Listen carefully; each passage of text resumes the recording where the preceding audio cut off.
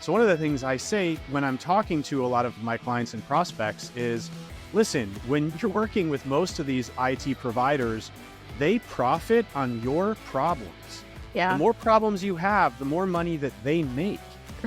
I'm not like that. I charge you a fixed fee because my goal is to make your problems go away. So the more problems you have, the more it costs me. Welcome to the Grit Blueprint Podcast.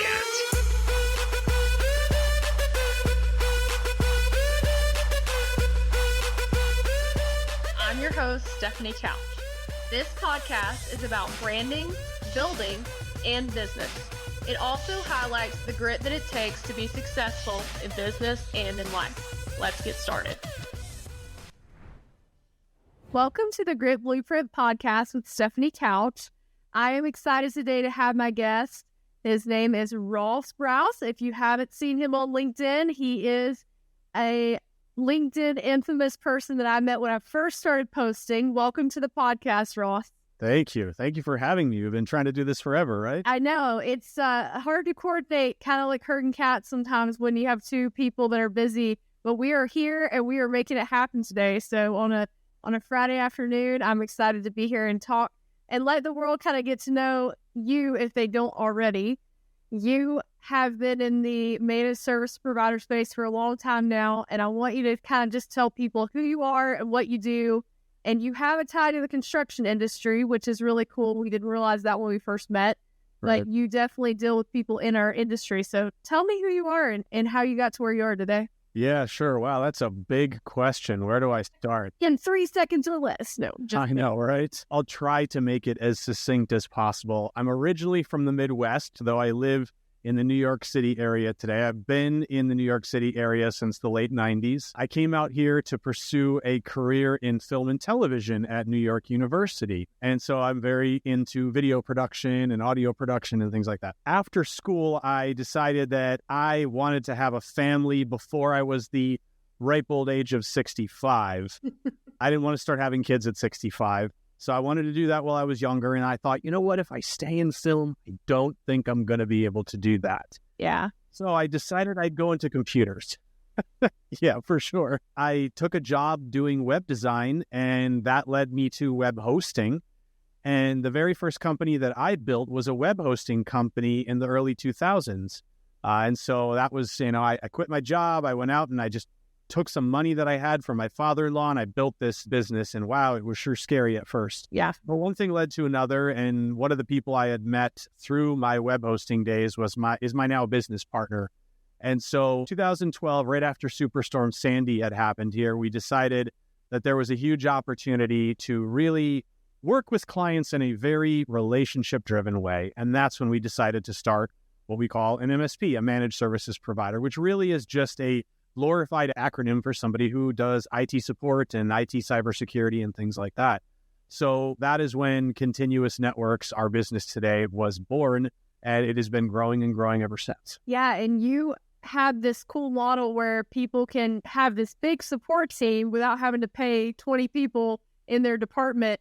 Talk a little bit more about how you really help people and what your target audience is and your target client mix. How that works. Let's talk about it through the lens of construction firms, right? Sure. Because I think this is really an interesting dichotomy that I see in all of the different construction companies that we speak to. So we'll meet, a lot of these companies have 40, 50, 60, maybe 70 employees that are working there. And some of them have a full-time IT person. I'm always wondering why that is. Like, what was the decision-making process that the CEO or the COO or whoever is managing the business decided that they should have a full-time IT person? Yeah. But I see it. And then there's other construction companies that I'm working with that don't have any. They're just used to working with outsourced IT vendors.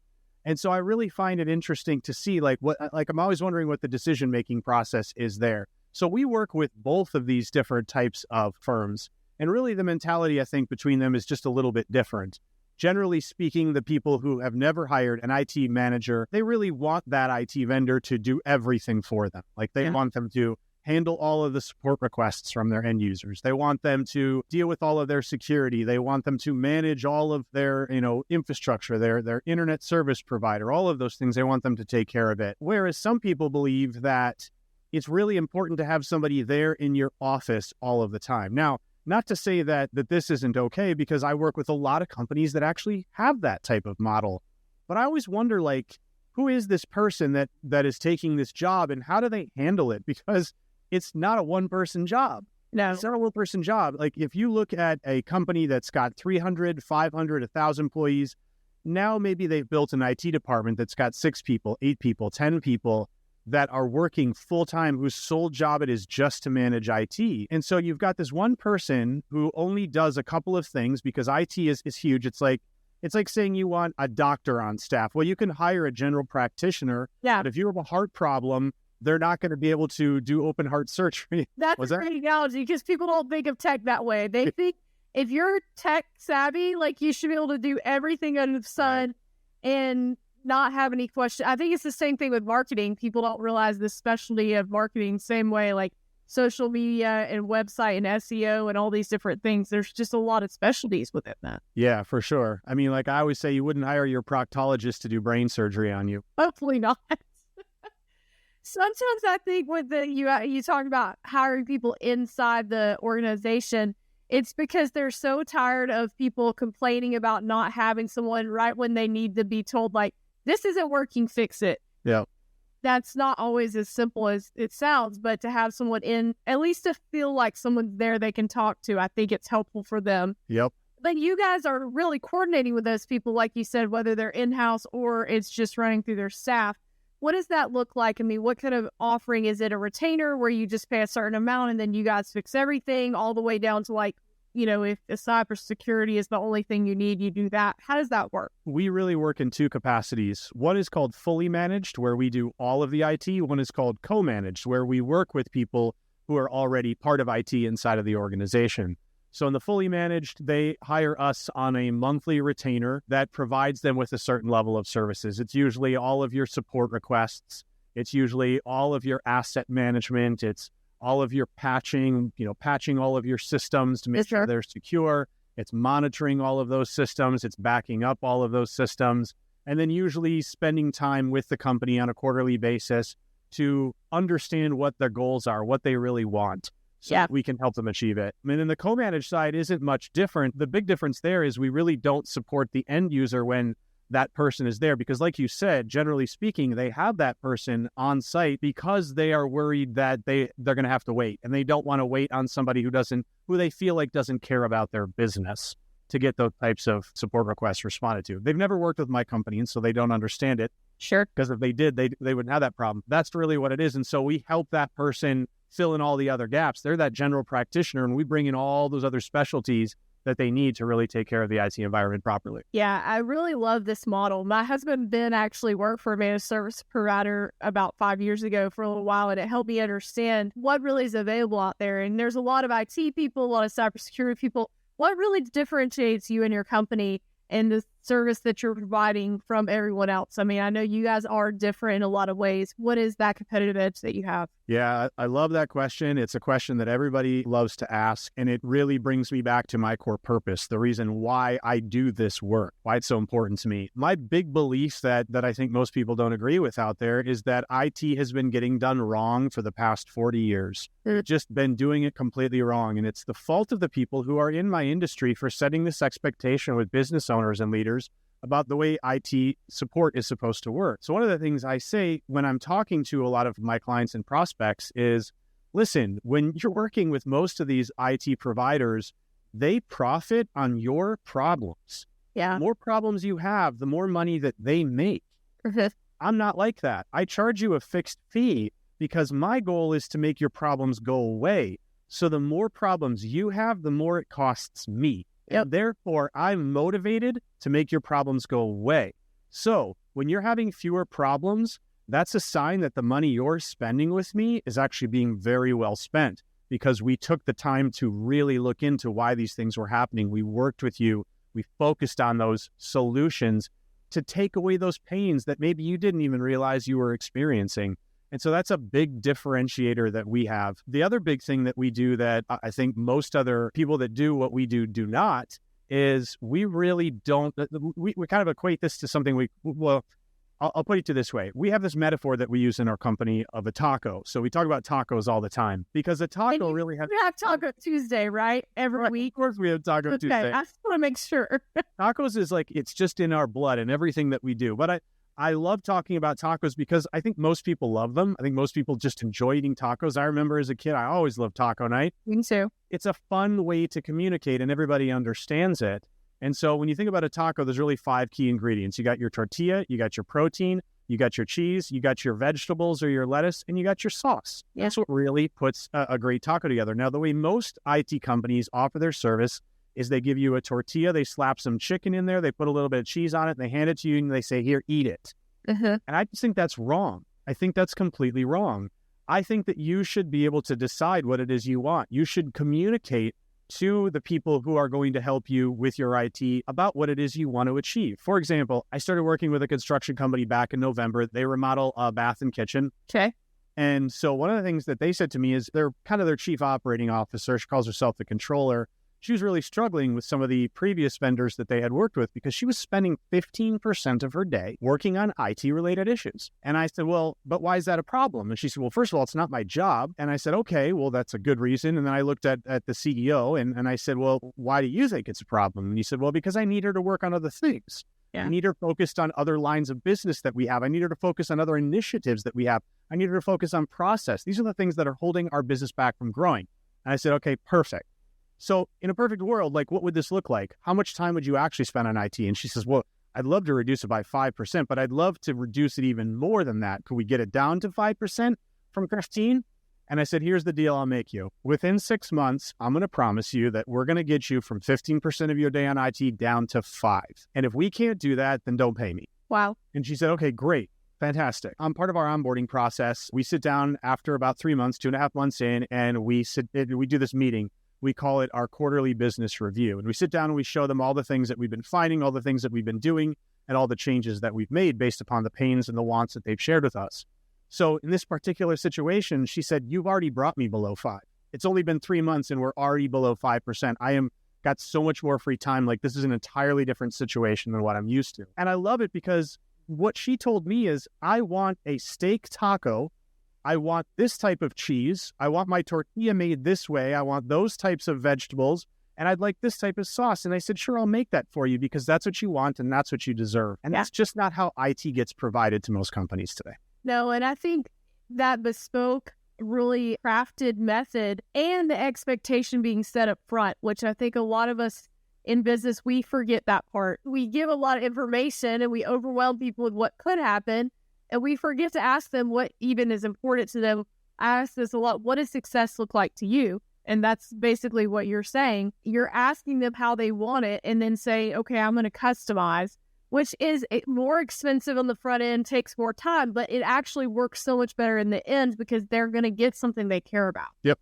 When using your taco analogy, if you're really don't like steak and you're allergic to lactose, if I give you a cheese and steak taco, it doesn't matter how delicious this other person thought it was, you don't care about it. You're not going to eat it. So It's really a great analogy. I like it, obviously, for multiple reasons. The branding is great, but it's really a cool thing to be able to give your customers what they actually care about. And that's how you build brand loyalty for a long time and build a very sustainable and scalable company. So I love that you're doing that. I know you're working with the construction industry specifically, and you're also working with some other industry, healthcare, right? Where else do you get into? Yeah, well, I mean, we do have clients across many different industries. We have a lot of manufacturing, a lot of wholesale. Okay. We do some nonprofit, but we really focus our marketing dollars on healthcare and construction. And there's very specific reasons for that. I'm very passionate about patient care. I'm very passionate about helping healthcare providers to understand that patient care doesn't stop with physical health. It extends to protecting their data as well. Yeah. So it's something that's very near and dear to me. And I love working with construction companies because I feel a strong affinity with them since what they're really looking for is to provide an amazing project, an amazing end result to their clients on time and on budget. And that's the same thing that we do in IT. We want them to achieve those results. We want to do it on time. We want to do it on budget with clear set expectations. And we work with a lot of different softwares, the same as they work with a lot of different softwares. And when those things get in the way of us achieving our goals, it is a huge problem. And so I like construction companies because I feel that affinity with them because we share so much commonality. One thing that I think we've talked about several times is, innovation in tech with construction, not just on the service provider side of it, but more like AI and innovation automation. Just the general antiquated nature of construction has really kept us, I think, at least 20 years. I mean, that's probably a grace for a lot of companies, but 20 years behind the curve. What do you think we can do as a industry that's now going to be filled with people who have grown up with technology running it to get that up to speed? Because it does feel like, to me, a lot of times a real big gap. When you start to talk to people about AI and automation, they're using like a DOS-based system from 1986. Yeah. How do you go from one to the other? It feels like a giant quantum leap to me. Yeah, for sure. I mean, first of all, you got to be using an ERP that is up with the times, right? If your ERP does not meet the requirements of today's standards, you're going to be hard pressed to do that. And probably the inefficiencies that you're experiencing from your staff because they're using an antiquated system is costing you way more than you had ever even realized. I definitely agree with that. Yeah, most people won't want to look at that, right? Because they know that as soon as they find out, it would scare the hell out of them, and that they would be forced to start making changes, and change is scary. Mm-hmm. So I know, like, we've started heavily using automation as a way to interpolate human behavior when it comes to supporting them. So, for example, when humans ask for IT support, sometimes they really don't know what they're asking for, or what they're saying. And so we look for common phrases, we look for the way phrases have actually been assembled, and we put that into our ERP so that when those requests come in, we can analyze them and we can feed the IT technician data and information about what that person might be asking for, as well as what other items or assets it actually relates to.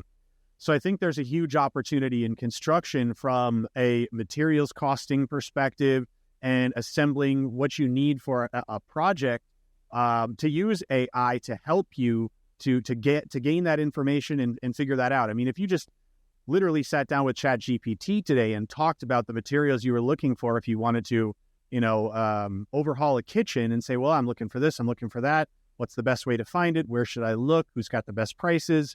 That's a very rudimentary example, but this is what I'm talking about, is having that built into the systems where we're pulling that information, which is the same thing we're doing with IT, because we're looking for computers, we're looking for network gear, we're looking for items that are required to make all these systems run, and those prices change all of the time. And so someone says, I want this, and we go, well, it was X dollars, but 10 minutes from now, it's going to be $2.50 more than that. So that's going to change everything. And we've got to have some way to predict how that's going to move and how we can make sure that there's enough margin in each one of those projects for us so that we can run a profitable business. I don't think it's any different for construction companies. No, I think it's just the adoption of it. For lumber marketing, like the lumber market, it's the stock market, basically. It goes up and down every single day. And so you get weekly reports and all these different measurements. And I think that one thing technology is already helping with and is going to continue to help with is making that easier so that people can get pricing on commodity markets a lot faster. It'll be a lot more distinct and, timely.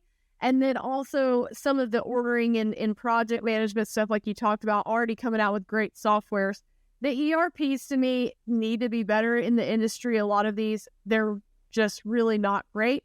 I would say that the people that we saw when I was working at a large distributor, our ERP was so mangled up from being kind of like a remodeled house where you're adding on this, and then you turn into this big thing.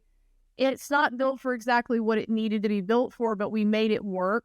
And I think that when we start making things work for a long span of time, you find these workarounds, like you were saying, that the people in the daily job, like the person typing it every day, knows what they're doing the workarounds. Yep. The two problems I see that come from that is, number one, training new people with 700 workarounds is ridiculous, right? Yeah. I mean, it doesn't make any sense. There's no rhyme or reason to it. So you're really training people to do things they don't even need to be doing just to fix a broken system.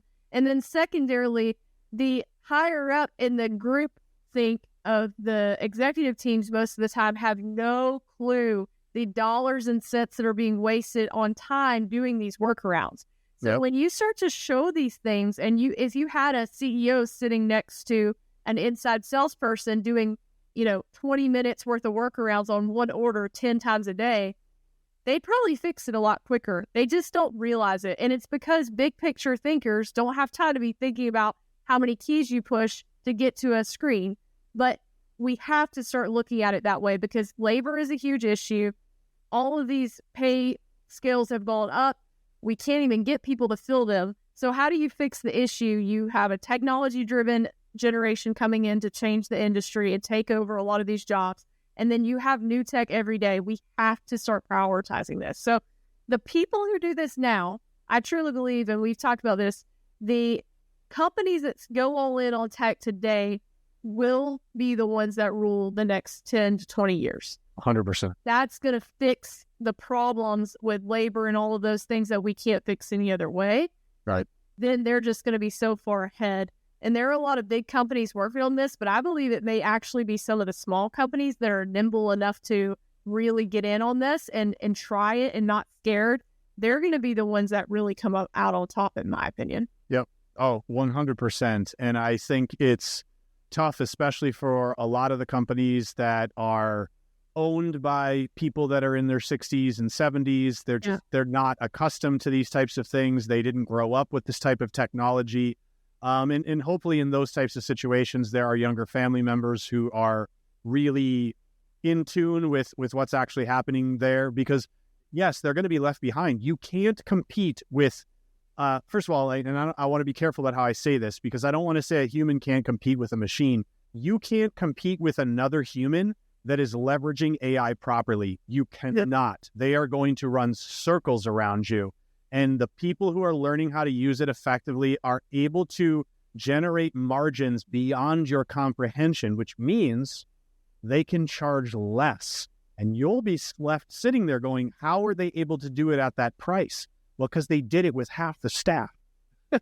That's your most expensive cost in a business. Exactly. It's like a horse racing next to Henry Ford's car. It doesn't matter how fast the horse is or how amazing the horse is, it's never going to beat the car. And then obviously that's just continue to evolve, where like the horse only evolves so much, the car can keep evolving. And I think this tech is the same way. We need the people. And that's one thing I like to talk to people about in this industry is they get really scared of AI. And truthfully, there are some things that I hear about AI, I'm like, oh, they might take over the world. And Ben always teases me, like, you should be nicer to your chat GPT. Yeah. Thank you. When you get sassy, she's going to come back and roll you one day, which could happen. So if this is being recorded by my chat GPT, I love you.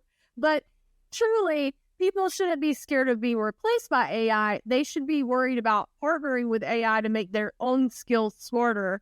And how do you get 70% of the work done up front by the technology, and then you nuance the last 20 to 30% in a world-class way that only you can do, and now you have something that is truly just amazing product.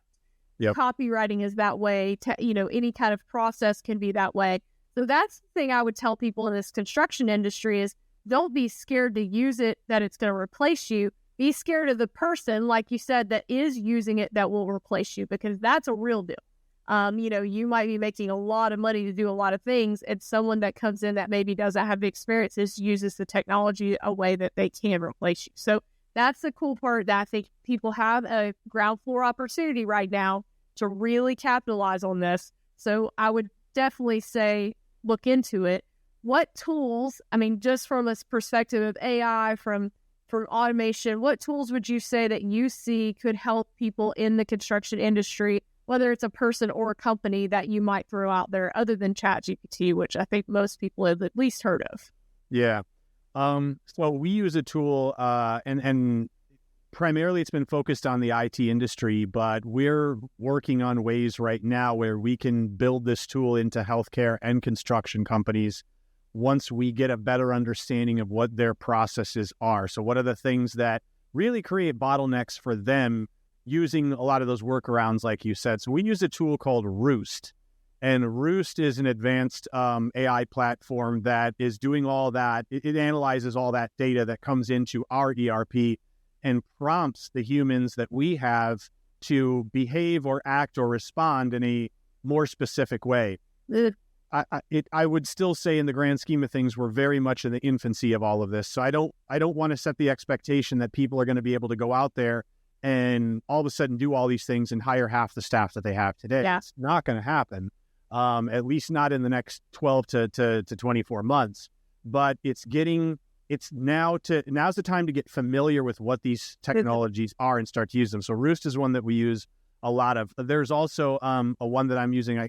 The name escapes me because I never pay attention to the name. I just see it in my browser, but we do a lot of prospecting of people. And so what it does is it looks at other businesses and I can pull up their LinkedIn profile of the business owner. I can pull up information about them on their website. It goes into its AI platform and it pulls information that it knows about that person. It tells me their DISC profile. It tells me their decision-making process. So, for example, I'm a high D in DISC, so I'm very direct. When I'm talking to a C, I need to be very analytical. I need to provide a lot of data. If I'm talking to a high I have to be very much talkative and understand that they want me to like them. Yeah. So I can cater my behavior accordingly. And I think for any construction company that's got a sales staff that's going out there and talking to people, they're going to have to start to understand this. They're going to have to understand the people that they're interacting with, because sales has changed completely with these AI platforms, understanding who we're actually speaking to and how to speak to them. We can't just go out and push products. We can't just go out and push ideas. We have to find out about who these people are, what their pain points are, and how they make decisions. Yeah. And I think one of the things that you just touched on that's really brilliant is finding the technology maybe that you've been using, like a LinkedIn. We both are very prominent, users of LinkedIn. We love LinkedIn. How do you use that now to take it to the next level where you don't have to maybe spend 8 hours a day prospecting the same old way that you did to get more cold leads, that you can do a lot of that work on the front end with a tool. And then once they're warm or, hot leads, then you start to do it yourself. And I think that's the part that's really cool is, again, pairing people with technology to get something that's a better byproduct than either one alone could ever have. And LinkedIn is, a great way to do that. I mean, it's a great segue into LinkedIn. You've utilized this for your business. What would you say to construction owners? Because I get this a lot in my LinkedIn. It's like, hey, look, I don't really want to be an influencer. I know I can post on my company page, but I just don't really have time. What would you say to those people that, say social media is kind of just a waste of time for me? I'm not really sure how it applies to construction. What would you say in rebuttal to that? Yeah, I mean, wow. First of all, it's completely wrong. I completely disagree with it. But second, I think you have to look at what your business model is and who your client is, because there are some construction companies that I think would be well served by being active on LinkedIn, because they cater to other businesses. They build office spaces. They do things like that, or they build specialized or provide specialized services to businesses. If you're not really catering to other business, you're building private homes, if you're doing like home remodels, things like that, then you should be on Instagram. You should be on Facebook, because that's where your clients are. So I think it's about understanding what the different social media platforms do, where those people are, who those clients are, and make sure that you're investing in the right one before you just start investing in one. So I do think, and I hear a lot of people, especially in the real estate industry, who get a ton of business over LinkedIn, Instagram and Facebook, a ton. And there's all kinds of strategies to do it. Yeah. And for, like you said, each platform's different. So if you get business from Instagram and Facebook, but maybe you want to find employees, LinkedIn could be good for that. So tailoring that content to what you feel like actually could work based on the platform is pretty important too, because you don't want to you can cross-post everything everywhere, and that's okay. It's probably better than not doing anything at all. But having a tailored strategy really works better to get your outcome that you want. And, there's so many people ask about the algorithm and all these things. My best advice to people is just start and try something, because it's better than not doing anything. Even if it's not working 100% like it could, the better you get based on you trying things and figuring out what works is really the only way to do it. Unless you want to hire an expert, which is always what I would recommend, because you don't have to pay that ignorance tax of trying something It's expensive. It's very expensive to be ignorant on social media, especially when you're trying to run ads and things like that. Hire a professional that knows what they're doing. Yeah, for sure. It reminds me of a saying that my marketing coach says all the time. She says, nobody knows how good you are before they buy. They only know how good your marketing is. Yeah.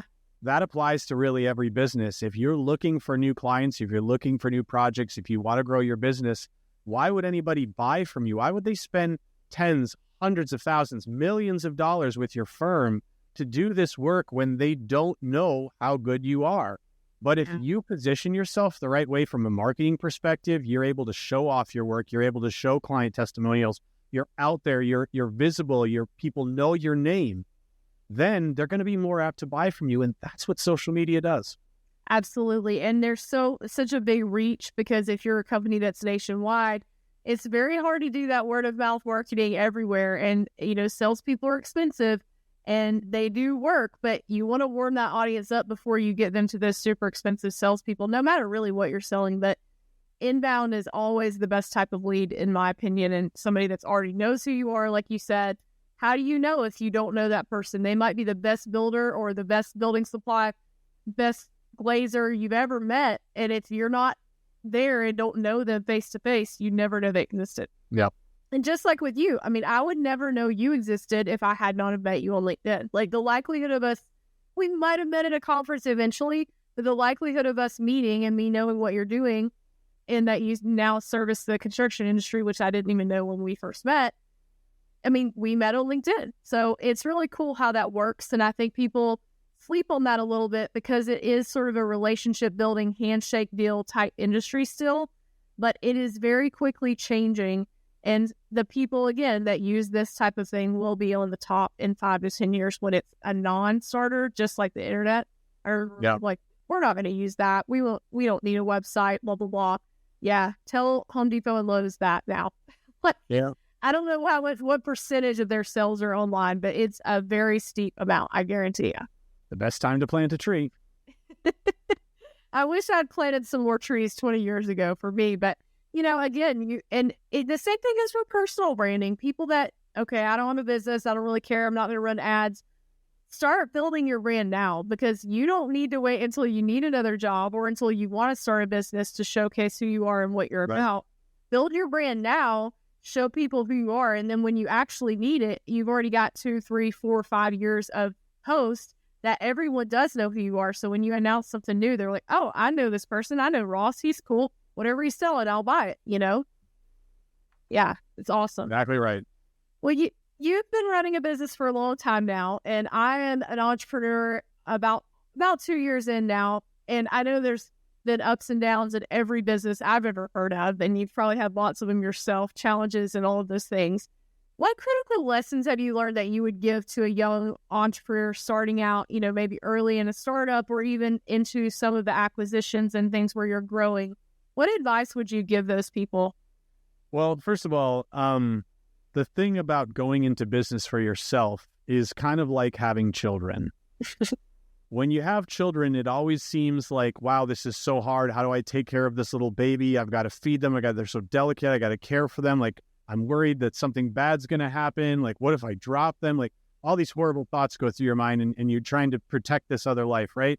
And then you hear from people who have teenagers going, oh, you have no idea what you're in for. The thing is, it doesn't really get easier. It just changes because you grow and you invest in yourself. And so if you really are an entrepreneur, then you're just going to continue to find more ways to grow. The best thing I ever did for myself since I started business, and it took me more than a decade to really learn this. This is like 15 years before I really started to learn this, was that there was no amount of money too great to invest in my own learning and growth. That was the first lesson I learned. And it didn't matter. There were things that prior to that, I would have said, there's no way I'm doing that. That's way too expensive.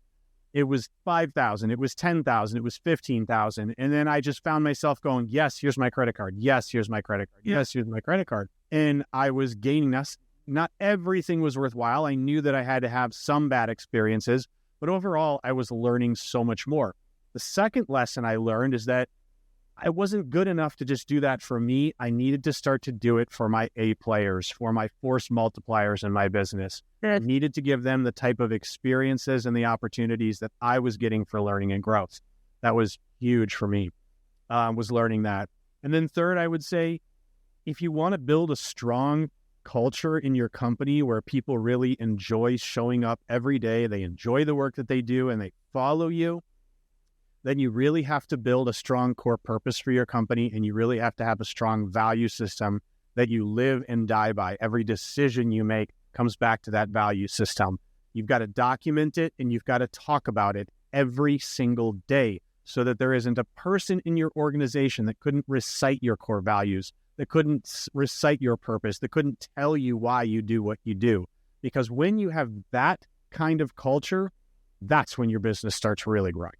Yeah, I totally agree with that. And it's way more than just some words being posted on the wall in vinyl or something that you talk about at one, Christmas party every year. You have to live them. It can't be values that are just for the corporate website. You got to talk about it, like you said, and actually show up and do those things that you're talking about. And that does make a difference. And I think giving people something to believe in and something that they want to drive towards is really the way that you get people to engage. It's not, you're never going to be the company that is perfect, but if they know why you're doing something and where you're going and they also align with that, it's huge. And I think the generations that are coming up in millennials and Gen Z, because I am a millennial, we want that purpose and we need that impact. And I think Gen Z is the same way. They have to have something that they believe in or they're not going to go to work every day and do that thing. So it's only going to get more important for companies. Boomers, they're historically known for they just go to work and they work and they don't really care about that. They'll get that somewhere else. Gen Z, same thing. I mean, they just prioritize working. The next two generations are not going to be those people. So I think that's a great point. And then I love the personal development aspect. For me, when I changed my entire outlook on life and became kind of who I am right now, and hopefully will continue to get better, was when I started reading. I started listening to podcasts, going to networking events, doing masterminds, high ticket courses, same thing. It's like, if someone had told me that I'd spent the amount of money in the last 3 years that I've spent on personal development, I would have been like, holy crap, it's more than I made in a year. Yeah. It's worth every stinking penny because what I've done, what I've learned, who I've met, it's not in the book, Who Not How. That's the thing that I think has really been cool. And we actually met through a mastermind on LinkedIn. Just the people in our lives that come into our circle because of things that we're doing to bring ourselves development, it's valuable. And we can't understate that. So I think that's a great point for people that are young. And if you don't have money, if you don't have 10 grand to spend on a high ticket course yet, that's fine. Guess what? There is like $1 trillion of the stuff on YouTube or podcasts that you can listen to and learn so much. Sometimes I get more value out of that than I do even the more high ticket things because there's such a broad range. And you can listen to people that even if you had $1 million to spend on development, they wouldn't be able to be accessible to you they just don't have time to do that, but they will do a podcast and then you can listen to how they built their business. So I think it's huge, not to be understated. That's great advice. And I'm glad that we met through Mastermind. So glad you're developing yourself so that we could meet. The last question I want to ask you is really, what do you see for the future of your business and what's next? And especially as it pertains to the construction industry, we've talked a lot about, tech and all these different things. How do you think construction owners can help themselves now be ready for what's coming in the next 5 to 10 years, which is going to be probably a pretty substantial change in how we operate? And what excites you the most in your business and in the business of others? Yeah. Wow. So there's a few questions there, I think. Last question times 3. Yeah. Yeah, I mean, there's so much fear that I see when I meet so many of these business owners. They're so afraid of being taken advantage of. They're so afraid of losing their money that they're penny wise and pound foolish. And I get it. I think there's a lot of snake oil salesmen out there that are trying to push these ideas, but it's closed them off to the opportunities that are out there for them to actually make a real change and do something that's going to help their business really grow. Yeah. Or even if that's not what they're looking for, if it's more of a family style business, just to make it a better environment, to make it work better. I think that one of the big things that most business owners are missing is that they cannot run their company without technology. Yeah. Show me one that is running efficiently without the use of technology. Now, you may be old school and think, why can't we just go back to paper and filing cabinets? And that's fine, but that's not the way the world is moving. The world wants these things to be convenient. They want them to be easily, right at your fingertips. Yeah. And you either go with it or you work against it and die. You have to make a choice. And, IT and how your IT runs is such a critical component of that. And I think that they really need to find IT people who have this mentality that IT is more than just fixing systems. IT is about providing results for companies that are fantastic because it's done through technology, whatever that is. And it's a big, big, big thing. It's not just, make my computer run faster. It's, yes, how can we get this system integrated into our ERP to bring some artificial intelligence to make our people faster? How can we just make their experience better so that they're not feeling frustrated and don't want to come to work because they hate their jobs? Like, how can we really dig in and start to ask these questions and understand how we can support them? I'm a servant leader, so my big belief is I want to give the support to the people who are out there doing the work. I don't like to bottleneck myself. I don't like everybody depending on me. I always tell my staff, if you had to ask me that question, then we need to figure out why you had to come to me, because I don't want you to have to ask me those questions. Those are decisions you should be working on with your teams, and you should be solving them without ever having to bring them to me. If you want to give me an update later, I like that. I appreciate those updates. Those are important for me to make the bigger decisions, but I don't want to stand in your way. And so a company to grow and to really be profitable where people are happy, it needs that. It needs people who can work autonomously and understand the intentions of the business owner and the business leaders. So that's something that I think that, especially when it comes to construction, they really need to focus on, because ultimately, if they want to deliver these projects on time and on budget, they're going to have to do that. Yeah, absolutely. I think it's beautiful to say that about the money spent now. Same thing with marketing that I see. I think marketing and tech are sort of similarly unimportant to a lot of these businesses because they feel like the first thing that could be cut. To me, it's what I get with feedback. Now, some businesses are cutting edge and they're worried about cybersecurity and they're worried about social media. They're doing all these things. But if you can look at the ROI long-term of what happens if you spend that money now, and it may seem like a ton of money up front, but you will not get returns the second day. And I think that's looking at it as a long game is how do you, if you're in a business where you want to scale and grow, especially if you're trying to hockey stick or add locations and all these things, the more stress that you put on the business with using that old way of pen and paper or maybe word of mouth marketing only or whatever, the bigger it grows, the less that holds. It's like a balloon that's holding a lot of weight. Eventually, it's going to burst. And you have to think about that long game. So invest now and fix it now on the foundational side. And then when you get to be so much bigger or you're really growing, you don't have to worry about it breaking because you've built the house, not to use a construction reference, but you built the house with this foundation. So you want to add a fifth floor later, you're okay because you built the first floor the right way.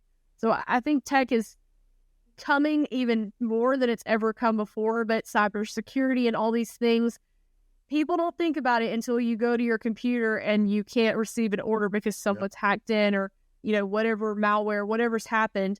You don't want to wait until that day to figure out a partnership that works to help you through that. It's already going to be bad enough to fix it. You certainly don't want to wait until 911's needed to go to the doctor for the first time in 20 years. So I think your service is huge for people that don't want to go find 20 IT people to hire. You've already got them and they're already trained and you already have a system. So if you are listening to this and you're in the construction industry or any other industry and you want to talk to Ross about managed service providers, where should they contact you? How do they get in touch with you? Yeah, so my email is ross@continuous.net, continuous.net. That is our website, continuous.net. You can contact me through the website as well. You can find me on LinkedIn. I'm just Ross Brouse, ROSSBROUSE. I like to keep it simple, one syllable per name. And I'm pretty easy to find. I'm out there and I don't think you'll have trouble. You can also just Google me. You'll probably find several pages on Google. I'm definitely not hard to track down. Yeah, and you are definitely the person that I would call if I needed anything tech related, especially in this industry, because you do know and understand it. So if you're even just curious about this conversation, please contact Ross. tell him I sent you, and maybe he'll send me something in return, just a smile and a pat on the back. But I am really excited for you and what you're doing in the industry, and just glad to call you a friend. So thank you so much for being on the podcast today. And thank you for all our listeners with the Grit Blueprint. And we will talk to you in the next episode.